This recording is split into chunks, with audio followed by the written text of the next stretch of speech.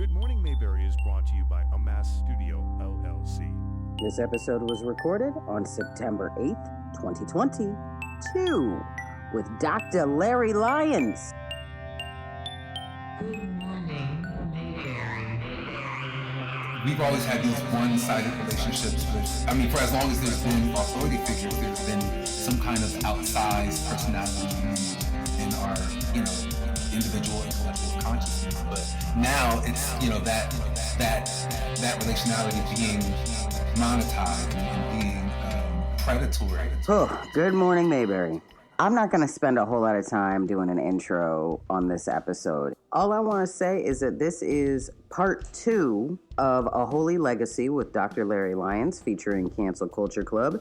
And it's actually the first half of the conversation that Larry and I had during this recording. So, like I said in that episode, I plan to continue doing whatever I want because time is not real and the content made more sense to go in these orders. I put a link to the other half of the conversation in the show notes for you so you can check that out there. We're over here talking about parasociety, Bernaysian marketing, intimate use of Bernaysian public relations tactics, and celebrating Larry's nephew, Camden Coley, and all of the booked and busy black boy joy he is emitting. And when you're done listening here, go check out Larry Lyons on The Best Man, The Final Chapters.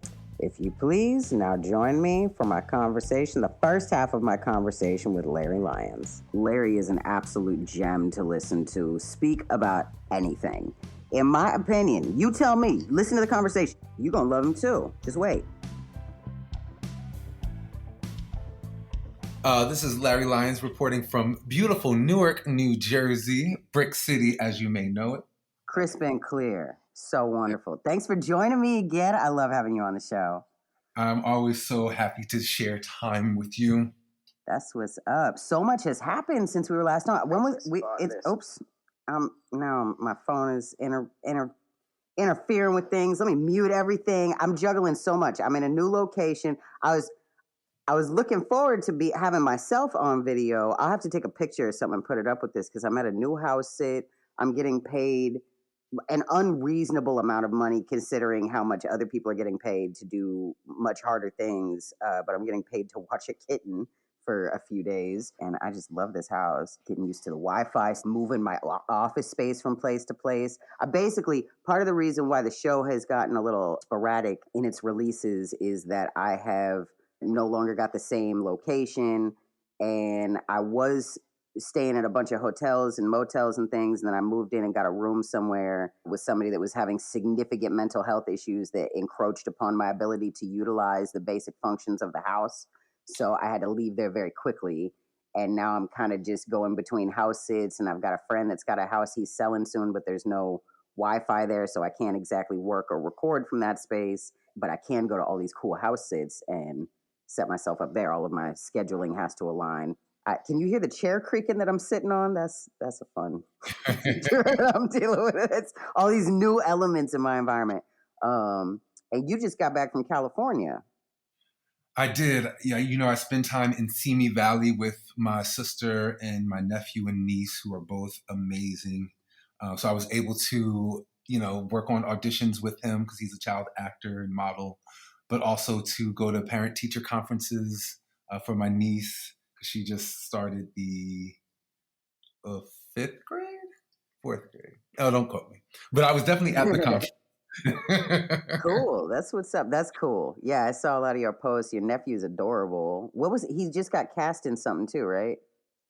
Yes, he's in a few things right now. So I think they just announced a 4th season of the Netflix series that he's on, Karma's World. Right. It was developed by the rapper Ludacris, based on his daughter.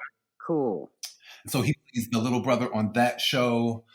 He was recently seen on a re-airing of a couple episodes of Abbot Elementary on ABC. He was one of the kids attending Abbot Elementary. But in the most recent series to be debuted on Hulu, the Mike Tyson series, I think it's called Mike on Hulu. My nephew plays one of the young men involved in bringing Mike to the dark side of delinquency in his youth. So he's in the scenes of that as well. Wow. But Very cool. he's been all throughout the Old Navy campaigns for the Right. last 2 seasons, consistently in their online stuff and in their in stores at Abercrombie and Fitch, but also in their national commercials. He's done 2 of those for Old Navy. That's great. Amazing. Not to go on and gush like a proud uncle, but this kid is working. You better gush your way. I've seen his pictures. He looks adorable. He's so happy and like vibrant. It's you guys are adorable. All of your posts are wonderful. You have a great community, a great family. You're like a solid member of it. You guys are always doing things to celebrate each other. I'm here for it. You can always feel free to include me in any conversation celebrating any of your people. That's beautiful. Yeah, our family is a big tent family. It's like we acquire members because the joy is kind of infectious and genuine and all too rare. So we want to be spreading that as much as we can. If Black Boy Joy were a person, it would be Camden, my nephew. That's real. That's very real. Yeah, and it's a form of magic. It's a healing thing. I get healing vicariously just from watching little clips of it. We being on opposite sides of the country or opposite sides of the state all the time. I have yet to actually be in your glory in person, but it's so radiant even through the interwebs. Probably more so through the interwebs. Maybe. But I receive it just the same, I'm emitting it somehow. That's what's up. Yeah, no, it's funny because the parasocial relationship does alter things all the time. And it's weird too because we're kind of recently in this phase of parasocial relationships a little bit new to humanity anyway, at least at the volume that it's been at with like video media and having celebridom. I don't even know what to call the physics of whatever that gravitational force is, the illusion. How do you get real physics out of an illusion, whatever that is? But having it transfer over into the internet, like most of my friends are parasocial relationships. Most of the people that I love the most and spend the most time talking to or who keep up on me the most, they're all folks I haven't spent any time in real space with. But it's still real nonetheless. And sometimes more so, or like it changes the way that like vulnerability works or something like that. Like it'll get rushed into place and kind of authenticated a little bit faster with these personal relationships. But things can become really distorted when that's like marketed or commercialized or used to kind of bastardize art into a commodity sort of thing or whatever. Right, because that's what's new about it. We've always had these one-sided relationships for as long as there's been authority figures, there's been some kind of outsized personality looming in our, individual and collective consciousness. But now it's, that relationality being monetized and being predatory and us, kind of our relationship with the internet being a series of moments of consent to these kind of intrusive and predatory systems and facades.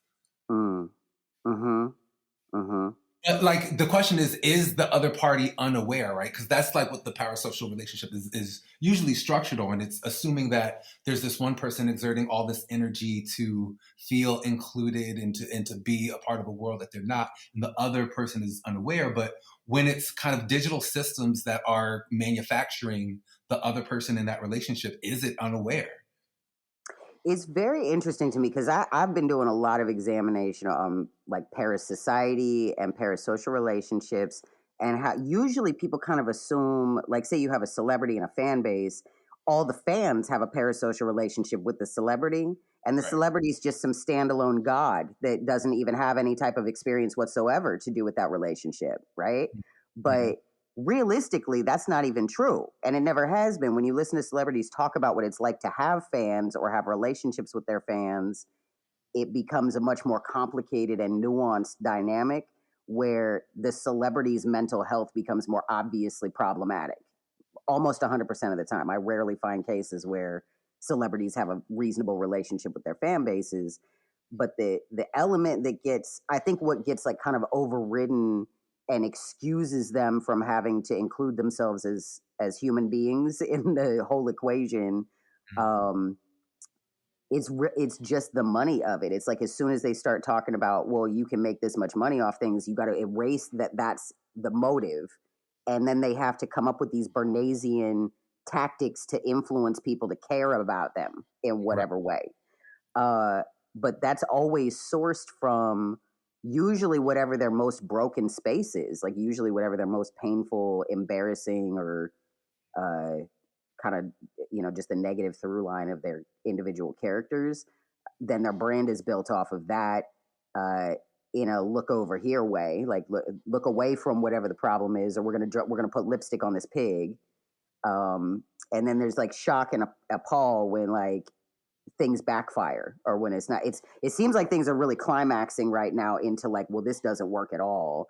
I don't know how do you get a bunch of money together and get all these attention on you? Once you get people's attention on you, it's hard to get it back off of you. Yeah. Like, then there has to be a narrative made up about it. So I don't know. But I'm wondering if our antipathy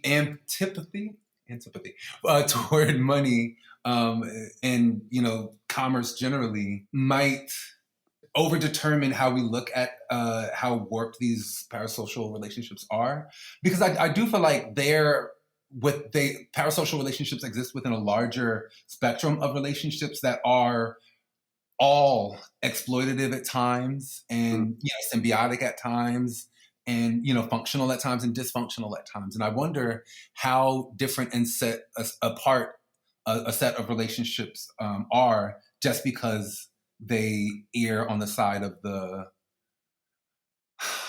constructed, confabulated, commodified. Mm-hmm. I personally don't think there's a difference at all. I think that there's a lot of things that we try to segregate and categorize in different, divide, like really separate divides. Like sometimes things that are the same thing, if you talk about them the wrong way, certain people will just completely shut down and not even be able to continue the conversation because they don't want to consider the multitude of elements that are being brought up in that complexity. But the celebrity that really kind of changed things for me as far as my lens on the parasocial relationship, last year, I did not know anything about Demi Lovato until last year. And it came to me through my actual social scene where people suddenly started hitting me up and they were like, what do you think about Demi Lovato? Have you heard about Demi Lovato? This, that, and I was like, what is that even? What the fuck is a Demi Lovato? What exactly even is a Demi Lovato? Let's start there. And people didn't even really know what to do with me because they were assuming, first of all, I would know who Demi Lovato is, so important, right? And then they were expecting that I would have heard about this like pronoun thing that she was doing last year. And then they expected me to care about that. They expected it would be relevant to me. I couldn't figure out why. I could not figure out why. And then I accidentally fell into, because of my own issues, I was like, I need to take my brain out of this planet, and had not been on Netflix for a while, but Paris Hilton's show Cooking with Paris was on. Okay. And I was like, okay, I'm going to put this on because this is absolutely the opposite of my life, and I would like to be anywhere but where I am right now. So I binge watched it, and when Demi Lovato came up, I saw this name there, and I was like, well, I guess this would be an opportunity to see what the fuck a Demi Lovato even is. And there was something alluring, really particular and special about it, and I got completely drawn in, absolutely researched and studied this person, was so excited and proud that somebody with that much power and platform would completely queer out the way that this person did last year. And then I got just enough time to absorb all of this information and sort of see the trajectory of the child to the adult, which is where things really got weird. There was one concert this kid was holding, and she's up on stage and she's like, I just love you all so much. You can't see how big the crowd is. You could just see her in like the front VIP. She's like, I just really want you all to come closer to me right now. I want you to be closer to me. And It was a zombie mob, and she had to be removed from the stage for everybody's safety. I'm sure people got hurt in the crowd with the way they were moving up into the fence and stuff. And then learning about her mother and sort of, and this is not a harsh criticism. This is like this is just logistics. This is just like the inertia of legacies. But her mom was into performing and into celebrity, and isn't like a horrific like stage mom from what I can tell. Like I've never seen quotes that I'm like, well, that seems like you've got an ulterior motive. Like the Spears family. I never felt settled about Britney's parents. I always, every time they would show them in pictures or somewhere on screen, there was always some kind of vibe that came off of them that I was like, this is not right. And it's the same feeling I would get with friends of mine and then later find out they were living in abuse as children or, you know, whatever. So I don't quite have that with Demi's family. There's a lot more complexities that go into why Demi took off the way that she did. But for me too, it was especially alarming for me, or like, I'm going to say all the wrong words for alarming, triggering, and then really it was like inspiring and moving and motivating to look at this person, because I was in a cult when I was a teenager, and we were actually a Puritan, abstinence-driven cult. And when the Jonas Brothers and Demi Lovato connected, their images, their posters and marketing saturated our scene as a facsimile to abstinence and purity culture, where they were using it to market their brand. They were not Hanson, but they were taking Hanson's energy and saying, we are these pure, good people. We're going to wait to have sex before marriage and whatever, blah, blah, blah. And then glom and Demi onto that. Something about that vibe hit our group that was actually very violent about abstinence. And they were used as an example of waywardness, essentially. Then we were all abused further to ensure that we actually did apply the tenets that we were supposed to apply to ourselves.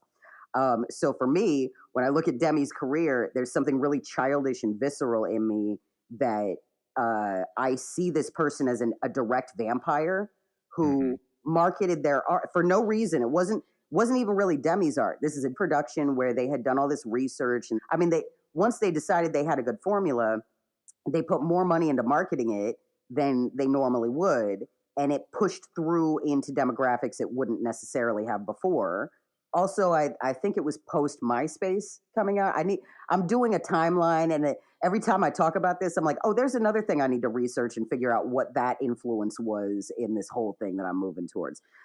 But kind of looking at that particular individual's brand and how closely tied into Disney the inception of it is, and then kind of watching the desperate attempts to find a way to be a human being while still making that Disney scale money, that's where it gets really interesting to me. Because I've pulled myself, I'm no longer in the parasocial relationship. I am an alien observer, like hovering over that bitch's life and looking down on it like, honey, I'm so sorry. You can't figure out where you are in all of this. I'm so sorry that you have to throw the entire queer community under the bus in order to get back to the level of, it's like, Is that Is that parasocial? I think it is. Well, I mean, especially if we look at folks like Britney, like it seems one-sided until she's like, well, but it was seeing that one fan holding that sign that, you know, right. Right. And so, yeah, no, I hear you. Because something about this was always going to be the way it was or something.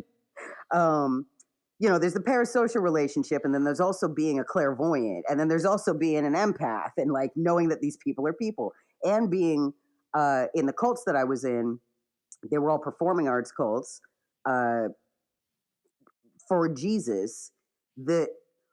Hearing the stories of like Jeanette McCurdy, hearing how Britney talks about her upbringing, even Demi Lovato, like when I go in and I kind of listen to these people look back on their lives and talk about stuff or talk about it at the time, there's nothing different about their experience or the experience of people that are in performing arts cults within the church, whether that's praise group or whatever. The larger that you get, the bigger that you get when you start touring or doing like marketing campaigns, when you want to go out of your way to promote stuff or influence things. Because the cult that I was in like the late 90s, early 2000s, did you notice like churches starting to do more like dramatic reenactments specifically to Christian contemporary music? I definitely was more aware of them through social media. I didn't know if it was spiking or if they were just more represented, but I definitely saw them. So when this group came to be, they formulated. They did one tour, and on that first tour was where my family got involved with them.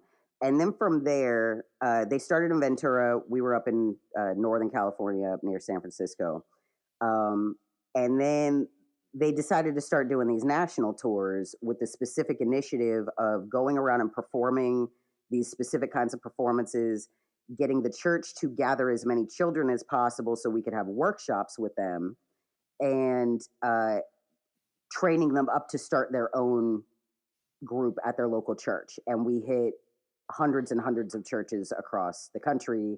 And part of the initiative was to hopefully get them to go out in public or go to other churches and network and spread this, right? Mm. So I actively started that. Like I put, it wasn't a thing. It was like during a time where like there was a strict divide between churches that dance and churches that don't.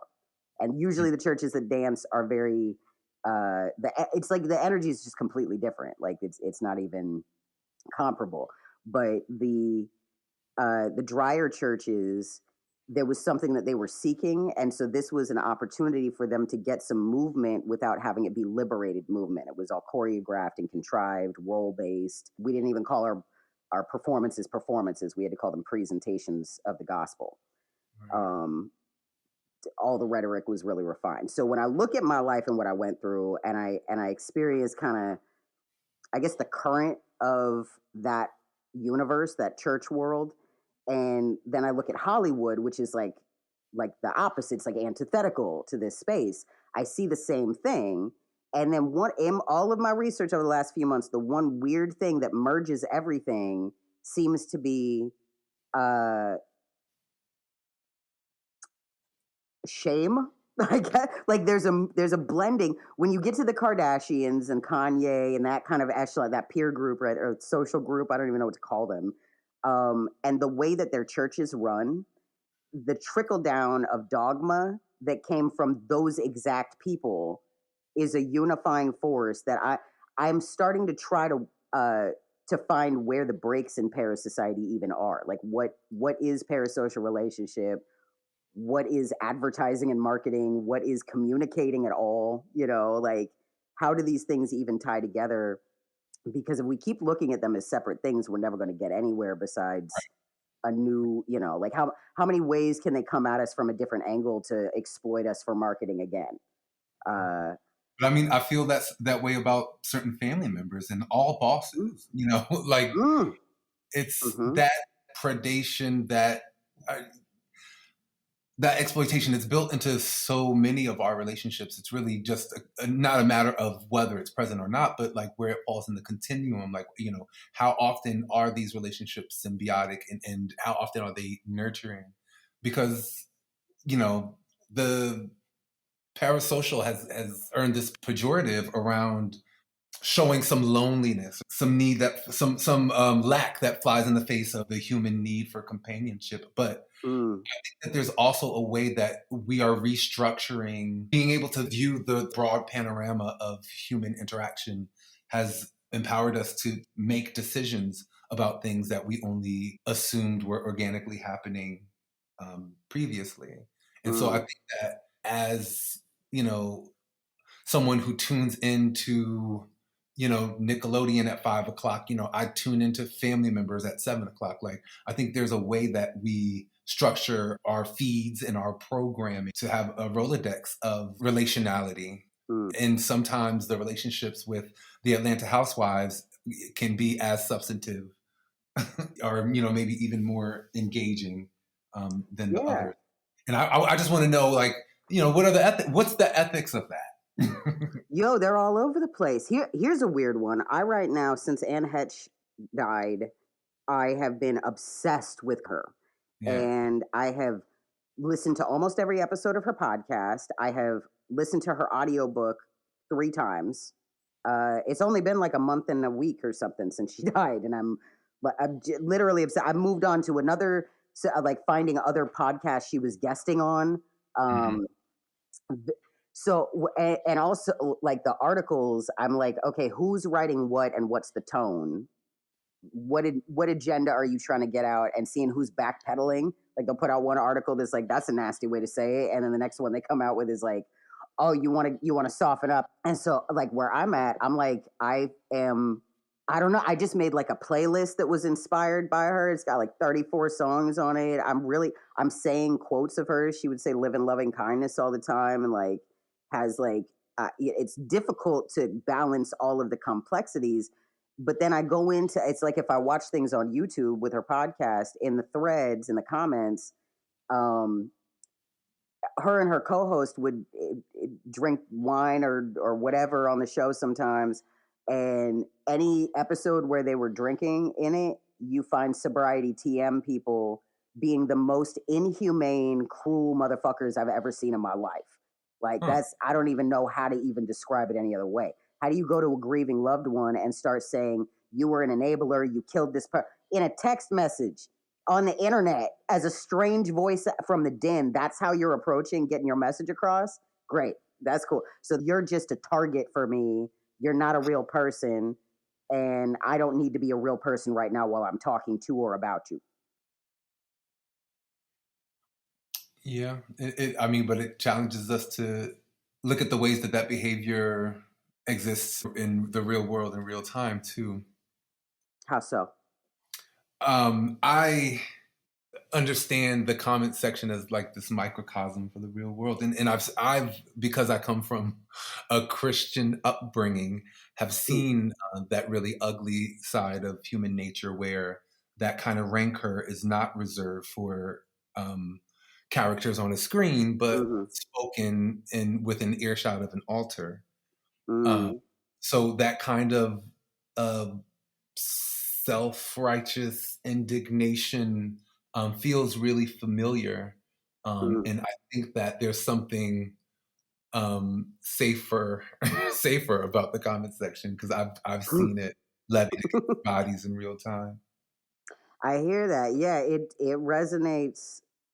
But some folks are managing both, and I think that's important to point out. Like there, some faith leaders who are taking it in the comment section and in real life. There, yeah, some freedom fighters who are forced to endure it with fists in real time and with fits on the comment section.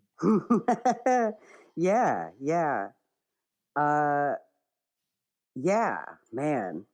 I'm having like a moment absorbing and processing your comparison of like, I don't even know, like the pew and the pulpit to the comment section. Like, I mean,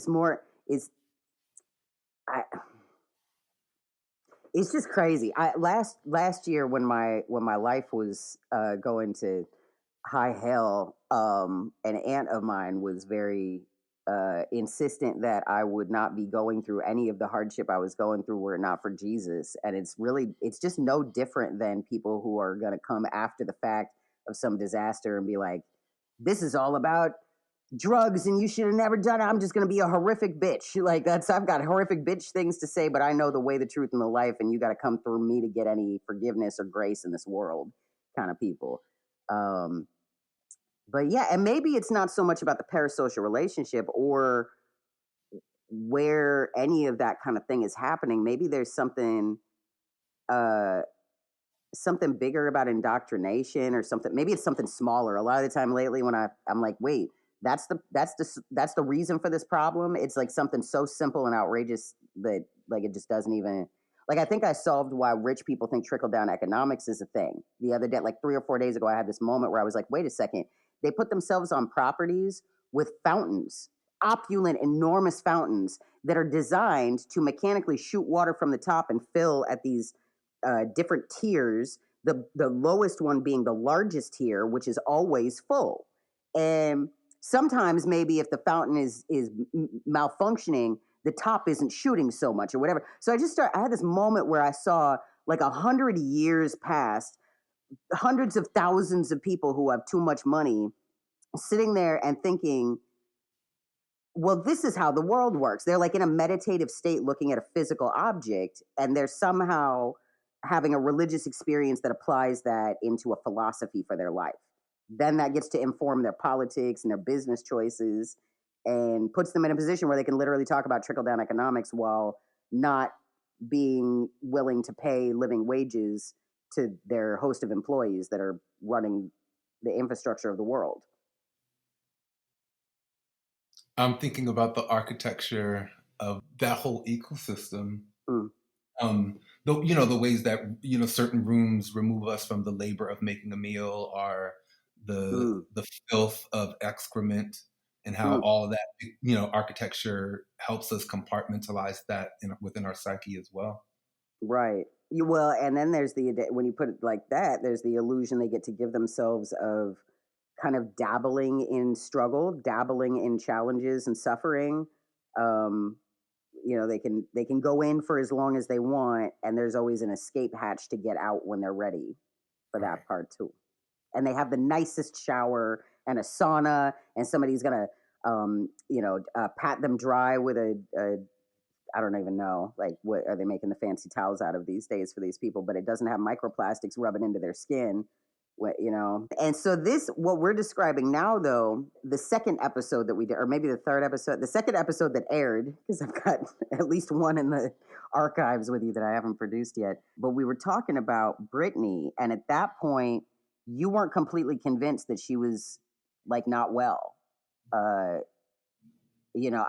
I had been used to saying and doing too much about that comparatively to others. At this point, I'm feeling a little vindicated, but also a little overwhelmed that opulent. It's weird to me because I really have been saying for years, and this got me in a lot of trouble in like 2011, 2012, but I've been saying that I don't think that oppression is any easier or better for the oppressor than it is for the oppressed. I think it's a sickness. Oppression is the sickness. And it doesn't matter if you're the desperate parasite that can only survive from this thing, which is not these people. I do not believe that they're actually parasites. I think there's a lot less homogenization in the ideologies, the philosophies of the wealthy. But I think that similar to the church, where people will actually internalize a lot of different perspectives, the performance of their personalities has to be incongruent with their actual belief system in order for them to survive and not lose everything. And after having lost everything multiple times in my life, I can kind of understand why people would fear that, to the point that they would rather live a lie than create the world that they want. You lost me. Where? I took some turns.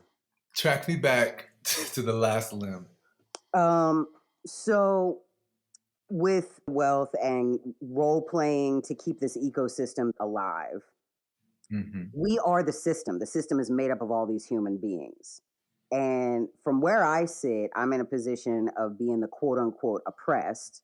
And in my vantage, I have determined that I don't think that the people that are keeping us where we're at are, first of all, like healthy and well and happy about all of this that's happening. They may think that they're happy with the idea of, kind of commanding the world around them and having a horde of handlers or whatever, or even just one personal assistant or whatever, hiring a nanny and being able to have anybody revolving around your life. Their livelihood, their ability to feed and shelter themselves is based on you being able to afford to make it so that your life isn't even really a whole life. Like, I don't, it's really centered on separation from a certain kind of labor.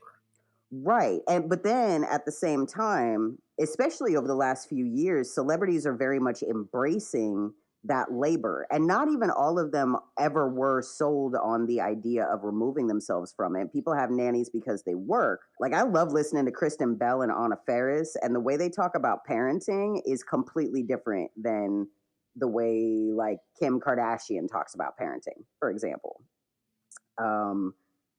Seeing them in conflict specifically, or in states where their kids are not well, is very different. I don't think I've ever actually even seen Kim or the kids in a position where they're like sick or like not, or they're talking about that. And Apparently, she has more diarrhea than a regular person. But that aside, I've never seen anything really human coming out of them that doesn't seem like they're trying to create an illusion of being in a better position than they actually are, which is bizarre because they have all the money. So what do they need to even fake, right? Like, there's a different approach there as far as what the expectations of being in the role that they're in are. Like Kim sought celebrity, and these other people seek art and want to do it at the highest level possible, but I guess to reference Demi Lovato again, that kid has said so many times in so many interviews that she would prefer to just be an artist without the fame and can't figure out a pathway to that. And then continues to take on another contract or another project that would disallow any real art to be thoroughly a part of that project, or at least any art that's not fully encased in like the plastic of commodification. It's like, yeah, sure, there's real art in there. Some of the best songwriters in the world worked on this last album. One of the best producers in the world worked on this last album. But it's every element of it. When I look at it all, I see it wrapped in a cellophane, getting toxic crap put into it, similar to microplastics from the commodification of that art. So to simplify it, and also I think this is the sentence I started this little wherever we are now. I don't think that oppression is any easier for the oppressor than it is for the oppressed. I don't think it's any more beneficial or positive. Ultimately, I think it makes everybody sick because eventually the illusion has to hit a point of reality, and there's always going to be a shock factor to that. There's always going to be some kind of a like a suddenly unmet need in order to open up the reality that it was always an illusion. What does that unmet need look like? And it could always be something different. Sometimes it's social, sometimes it's logistical. Like I never remember this guy's name when I go to bring him up, but the idea of being a main player on the Cosby Show and then having to choose to go apply for a minimum wage job, like an unmet need happens that, and then it could be for like social stuff when people hit, is like the way that fame is acquired nowadays is so different. Being able to come up from the internet. I was about to reference Halsey, but and specifically like her health issues and how that's influenced her career, and initially having to keep her health issues a secret, and then it kind of being able to integrate into her reality and continue building a thriving and amazing career. But there had to be a disruption to the general patterns of what that industry allows in order for, and Halsey herself was that disruption. Like, I feel like some players right now, it's like they are an entity that merges the real world and the parasocial world. Like they understand it because they went through it, like from Vine or YouTube or whatever. Like they crossed a threshold alone, without managers, without handlers, without somebody discovering them. They get discovered by peers, and then the trajectory that they had on. There's other influencers that don't make it out in one piece. They don't really establish a healthy career, but they end up getting a lot of attention and money. I'm not sure where I'm going with this. I'm not sure what I'm doing with this. Well, I mean, the place that I keep landing is questioning where the real world stops and this other world begins, because it does feel like more of a continuum to me. Just because the real world is so saturated, and I use the air quotes for that, it's so saturated with marketing and manipulation and agendas. Not to sound too cynical about it, because it's full of, amazing things as well. But I think in order to motivate people to do things, there to do anything, whether it's take out the trash or vote for a candidate, there's some level of manipulation that happens, and we normalize it on an interpersonal level. But when the players are shaping larger systems and reaping greater monetary benefit, we seem to want to set that aside as a different type of relationality. And I'm not convinced that I mean, the stakes may differ, but I think it's important to see the connective tissue between them, which is, in order to inspire action, often manipulation is needed. Right. Yeah. Well, it's interesting too, because I think a lot of the time manipulation is not premeditated, like it's a means to an end that comes up as an opportunity that gets taken and then later has to be processed by, or not. They either process it or they're just like, well, this is who I am as a person now, or who we are as a business now, or how we are as a society now, or whatever. Heck yeah, it's an interesting thing, and well, it's funny too because a lot of people do not know who Eddie Bernays is, while almost everybody employs Eddie Bernays ideologies, principles, and practices into their life. Almost everybody, we all have to do some form of public relationing, public relating, public relations, or whatever. And I don't think that. I think that everybody kind of I mean, I'm sure there's anomalies or whatever, but I think that because we're so oversaturated with particularly Bernaysian marketing tactics, that just a handful of companies, businesses, people decided to implement this, but they did it in a way where they were like, I wonder if we can talk to everybody on the planet. Do you think we can get our message into everybody on the planet's face? And then they would do things to try and make that happen. So once they fill up our attention with themselves, or like they come into our radars, I don't know. It's like trying to get pee out of a pool. Like they're just like a part of your memory now when they go at it hard enough, or if they target you at a certain age or whatever. Like there's things that you can't pull away. So even if you get away from the love of the brand that put those tactics into their marketing principles and came for you with that, it's like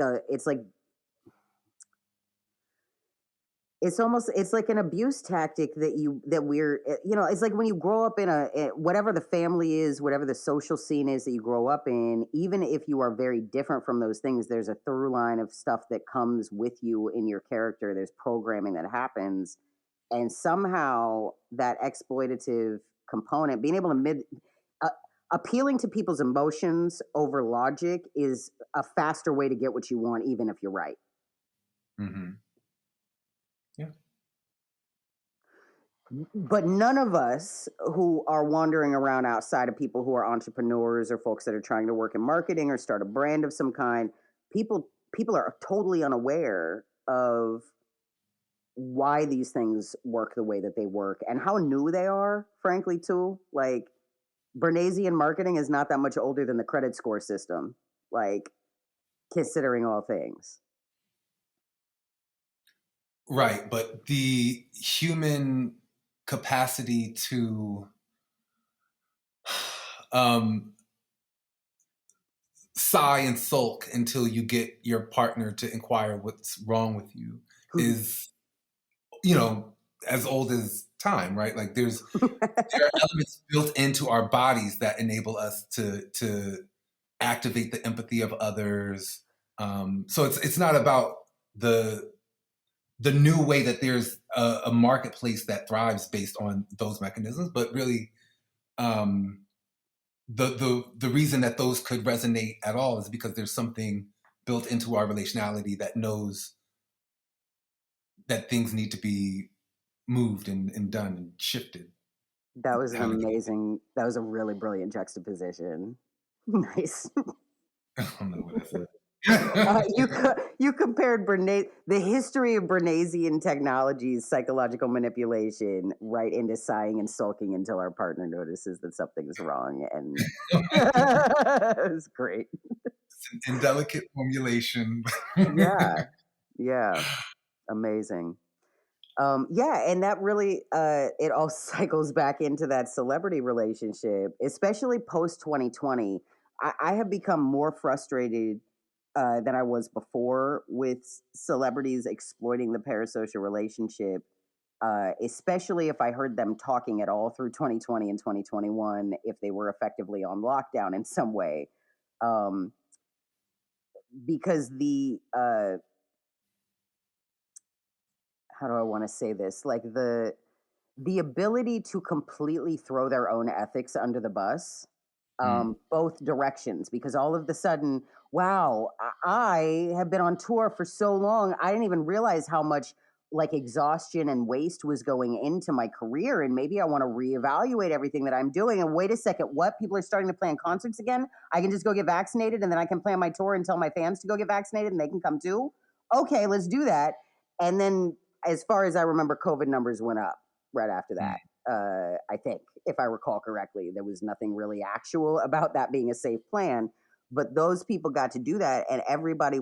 I was looking at concerts too. I was like, maybe I do want to go out. Maybe I do want to do it this way.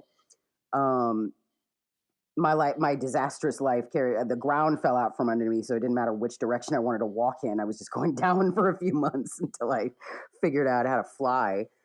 But yeah, I think my vantage on things and the fact that I became absolutely obsessed with celebrity podcasts, and then so many celebrities are like, well, I don't even know what I am now. I don't know how to. What do you mean I can't go on set? I literally watched Catherine Zeta-Jones get on live on Instagram with a glass of wine, and I can't remember if it was a little white cat or a little white dog that was trying to get out of her lap so bad, while she just was like, I don't know what I'm doing anymore. That was the American consumer. She had the American consumer in her lap. Oh my God. And it was trying to escape, but she wouldn't let it. Oh my God. You just want to be healthy and social distance. No, you'll stay here in my lap. Wow. Yeah. Yeah. Yeah, it's a trip. It's a trip watching people insist upon re-engaging parts of life that weren't really working before because they don't know what else to do. Well, Stockholm. Uh-oh. I wish I had my camera on. I should be visible right now, at least for you. My face is so, it's everywhere doing all of it. But yeah, I just feel like, again, this the pejorative that parasocial relationality has taken on, it stands upon, is supported by, this notion that we're becoming increasingly lonely rather than becoming more selective. And I'm not, I'm not advocating either way. I think that it's an interesting formulation, because to say that, celebrities and the kind of folks that were on the higher end of the parasocial relationship, we are bearing witness to their loneliness and vulnerability in ways that are both moving and that inspire our cynicism. Like, well, is this authentic? Is this for likes? We don't know. But what we do know is that, like, humans are now used as beacons in these campaigns. Like, human personalities are the new billboards, and they may or may not have a flicker of humanity, but they're used to draw us inward toward a product. But I am not suspicious of the fact that we respond to it. I'm not suspicious of the fact that we still want to connect in a variety of ways, and increasingly ways that we want to control ourselves. Right. So, we're no longer only beholden to the tyranny of our blood relations in the houses that we go to for holidays, but we can also now be mistreated by brands and human beacons. Which may not be progress, but it honors the complexity of humanity. And how? Yeah. Well, oh my goodness, I have like 10 different potential responses, and I can only pick one. I may not be able to get it. Thanks for listening. If you want to hear the second part of this conversation, go ahead and listen to A Holy Legacy with Dr. Larry Lyons, Part 1. because time isn't real, and I put this conversation up in reverse order. But lucky for you, that episode is already available. Just go to goodmorningmayberry.com and it is right there for you. I want to thank our listeners, sponsors, and members. We would be nothing without y'all. You are everything. Thank you so much. If you'd like to chat with us, you can reach out on social media. You can find all of our handles on goodmorningmayberry.com. You can give us a call at 415-3434-420. You can email us at connect@goodmorningmayberry.com. Thanks again to Dr. Larry Lyons. Check him out. Find his information in the show notes wherever you are listening or on goodmorningmayberry.com. And check out his nephew Camden Coley on Karma's World, Abercrombie and Fitch ads, Old Navy ads, wherever else he happens to be now because he is booked and busy. And tune in next time. We're going to have some really important episodes coming out soon talking about Eat Predators, how that movement actually came about in real life, kind of breaking down how movements happen, what kind of people get involved with different kinds of movements, how movements get co-opted, and how activism, advocacy, allyship, they are not the same thing, and how antagonists kind of play into those relationships too, and what happens when those relationships Venn diagram with each other. So I am very excited about that, but that's coming up next year. We're pretty close to the end of the year. January is upon us. In the meantime, always remember to never forget. I think a lot of the time, manipulation is not premeditated, you know, like it's a means to an end that comes up as an opportunity that gets taken and then later has to be processed by, or not. They either process it or they're just like, well, this is who I am as a person now, or who we are as a business now, or how we are as a society now, or whatever. Heck, yeah, it's an interesting thing, and well, it's funny too because a lot of people do not know who Eddie Bernays is, while almost everybody employs Eddie Bernays' ideologies, principles, and practices into their life. Almost everybody. We all have to do some form of public relationing. What is parasocial relationship? What is advertising and marketing? What is communicating at all? You know, like how do these things even tie together? Because if we keep looking at them as separate things, we're never going to get anywhere besides a new, you know, like how many ways can they come at us from a different angle to exploit us for marketing again? But I mean, I feel that's that way about certain family members and all bosses, you know, like it's that predation, that exploitation is built into so many of our relationships. It's really just not a matter of whether it's present or not, but like where it falls in the continuum. Like, you know, how often are these relationships symbiotic and how often are they nurturing? Because, you know, the parasocial has earned this pejorative around showing some loneliness, some need that some lack that flies in the face of the human need for companionship. But I think that there's also a way that we are restructuring, being able to view the broad panorama of human interaction has empowered us to make decisions about things that we only assumed were organically happening previously. And so I think that as, you know, someone who tunes into, you know, Nickelodeon at 5 o'clock, you know, I tune into family members at 7 o'clock. Like, I think there's a way that we structure our feeds. I am an alien observer, like hovering over that bitch's life and looking down on it like, honey, I'm so sorry. You can't figure out where you are in all of this. Is that parasocial? Well, I mean, especially if we look at folks like Britney, like it seems one-sided until she's like, well, but it was seeing that one fan holding that sign that, you know, right. And so, yeah, no, I hear you, because something about this was always going to be the way it was. Eventually, the illusion has to hit a point of reality, and there's always going to be a shock factor to that. There's always going to be some kind of a suddenly unmet need in order to open up the reality that it was always an illusion. What does that unmet need look like? And it could always be something different. Sometimes it's social, sometimes it's logistical. Good Morning Mayberry is brought to you by Amass Studio, LLC.